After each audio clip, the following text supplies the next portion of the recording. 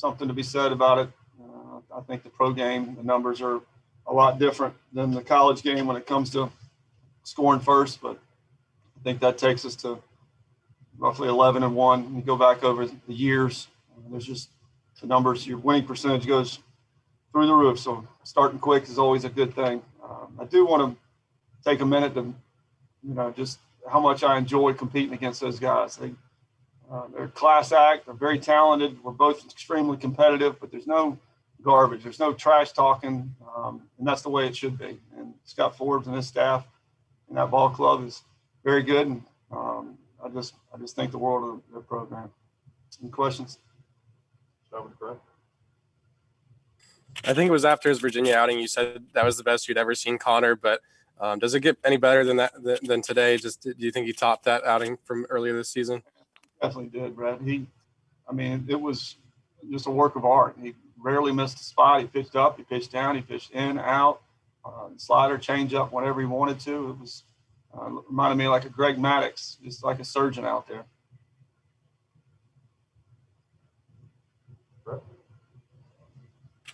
With Elijah, does it still amaze you sometimes with some of the baseballs he hits, or is that just routine for what you see every day? I think, after seeing as many as I have, the true power is when you supply. It's BP, it's coming in there at 48 miles an hour. It's legendary. It really is. I mean, the 80 grade in pro ball, it's an 80, and you don't see an 80 power very often, and it's unbelievable. He's crazy strong, and he's coming on, and he's playing good defense and upbeat, and all is good right now. Pardon the pun, Meat, but with great power comes great responsibility. So, what's Elijah going to have to do to keep it up? I mean, do you guys anticipate him being challenged in different ways by the staffs you guys are going to see here in the coming weeks and months? Well, I think he's only going to get better, taking the amount of time off, that he did from seeing live pitching. I mean, there was tons of times we'd line it up for pitchers that needed to throw to him during the, this little rut, whatever you want to call it.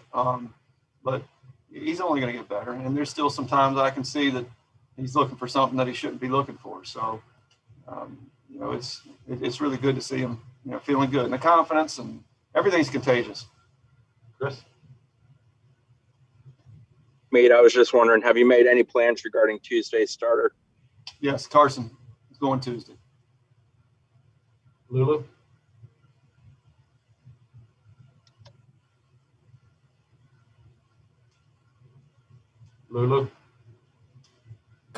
Sorry, Dylan Simmons, you got him in there and got a chance to get him an at-bat, and a good at-bat for him. What's the process with him? What's he been doing to try to, similar to Elijah Cabell, get out of that rut he was in? Yeah, and again, Dylan, nobody can explain it. You can't. It's just one of those things. It's a fleeting tool, hitting is. And, he's been the consummate teammate. And, he's still throwing his bullpens. I want to get him on the mound. He's, just like you saw with some of the guys we ran out there, you're probably like, where in the world are those guys now? Well, Dylan Simmons is another one, a 3-pitch guy that he's throwing plenty of pitches at 95 miles an hour. We just, he's got to wait his turn and be ready. And believe me, he's always working his tail off. Brett? Think the world of him. Obviously, Ross was pretty dominant in his one inning. Just how key to the future is he, and how good was it to get some of those young guys in? Yeah, it was. I've been every game that goes by that we don't get them in. I get mad because you see what the talent level is, and the more times they get out there, the better off they're going to be. And we try to simulate it when it's their turn to throw and practice and stuff, but there's nothing like getting out there and someone in a different uniform. And Ross was really good, and all three of those guys that you saw there are going to be fixtures in rotation or getting a lot of innings here in the coming years. I was like a proud papa watching them. Aslan?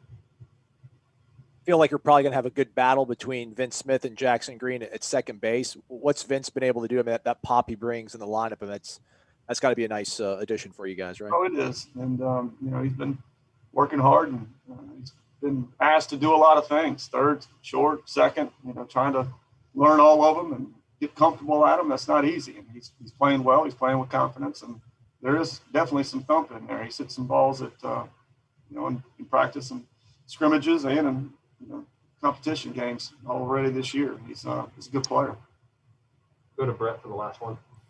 How much of an emphasis has Nelly put on using the opposite field this year? It seems like a lot of that power is coming to that right field fence.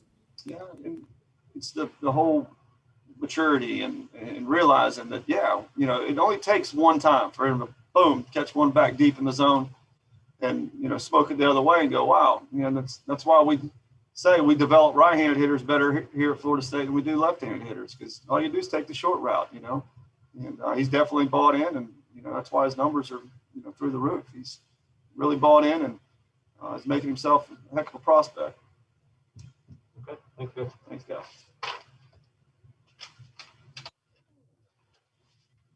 All right, guys, we'll get Connor in here in just a second.